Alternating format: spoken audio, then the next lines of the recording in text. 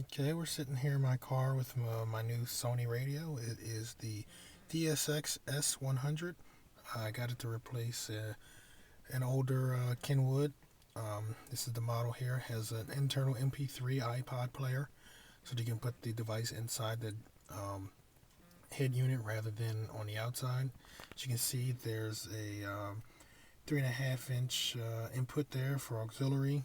There are no external USB slots there. The USB actually goes, or the iPod goes on the inside here through this ingenious little dock here that they've created. Here you can see I have a USB stick rather than an iPod because don't really like an iPod. But it's fold down face. It's totally collapse or detachable. But it does have some major flaws in it, and that's what I'm here to point out. So first we're going to give it some power so we can turn it on. As you can see, the device is turning on here. Have the sound turned down just for the sake of this video, because this isn't about the sound quality of the device here. Just to show you that it works. I'll turn the volume up here, and then you can hear a song here. I'll just turn that back down so you can listen to me. One of the major flaws here, or features rather, that they put is there are no buttons on the screen here for changing stations. As you can see, there's nothing here. There's a rotary dial here which you can use to turn the volume up and down. There's a forward and backwards button here that you could use to cycle through the band for the stations. There's a search button, a pause button, a mode button, and a source button. What they've given you is a remote. There's a remote here that you're supposed to use for everything, and the remote pretty much serves its great function. You have the same buttons here for the source and selection. There's an off button, mute button, the same directional pad here, which gives you similar features of the rotary dial here, and the numbers for your stations. So as you can see, as I press the numbers, I'm changing the stations here. There's also the volume button here on the bottom. So one of the this unit here, it's an entry level unit, so the display is pretty basic. However, it is very, very limited in what it can do. As you can see here, there's this annoying little EQ thing here that just seems to bounce up and down for random reasons. I'm not sure if it's supposed to be a graphical equalizer or not, but all it seems to do is just bounce up and down. I can tune to a different station and it moves faster, or another station, go back to where I was and moves a little slower. It seems like it's just stuck on fast right now. Display has different modes here. Right now we're looking at the band and the frequency. Can change it to the station and the RDS information, or the band and the time, or the band and the station. I guess, or the band and the RDS information. I guess they didn't feel that the time was very important. I know some cars do come equipped with clocks, separate clocks on them, but in this case, my car doesn't have a separate time slot. The main reason I got this head unit was for the MP3, so let's switch for the MP3. And we'll see that it's reading the device. It says it's connecting to USB, and in a second here it'll finish reading my 32 gig thumb drive, which is stored inside. There's a limitation of 100 folders and 500 files per folder for the device. So now we're reading and we're reading. I just inserted this, so here, yep, we get the track listing. Here we have the display again and the equalizer going. So we have the song FU by CeeLo. We have the title at the top and the artist name at the bottom and the title. And as we scroll through the display again, we see we get the artist at the top and the album at the bottom.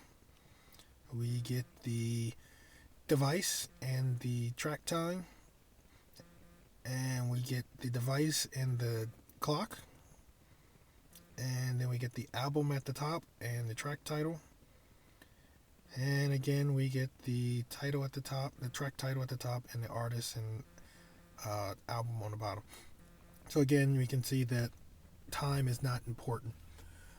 One of the other problems with this here is that there's no way to really cycle through the folders, or search through the folders rather, on with the remote. The remote is supposed to be the main interface with the head unit. I can go up and down through the folders, and it will tell you, the number of the folder. However, it doesn't give you the name of the folder. I can go left and right and go through the different tracks here. But in order to find a folder by its name, you need to use this search button here. Click that, and you get a list of folders. Once you hit this search button, as you can see, is not on this remote control, you're pretty much stuck with the rotary dial. The arrows on the remote control no longer function and can no longer cycle through the tracks. No matter what button I press here, it's just not going to respond to me there. So I'll put the remote down. The remote is now useless. So now we will turn through the folders that I have here. And as you can see, I just went from T to B. And then we went T to D, D, G, H, M, P, S, S again, T, T, T, T, H, T, S, R, K, and so on. So as you can see that the folder order is in some kind of random order. Here, I'll just continue to cycle through as I speak, which renders it pretty useless. It's hard to find a folder out of 100 if they're in a random order, especially if you know that you're at letter B and you need to get to letter O. It makes it pretty difficult. You would have to take your eyes off the road to look at the head unit rather than look at the road, which is pretty dangerous and pretty useless, combined with the fact that the remote control doesn't do any kind of use.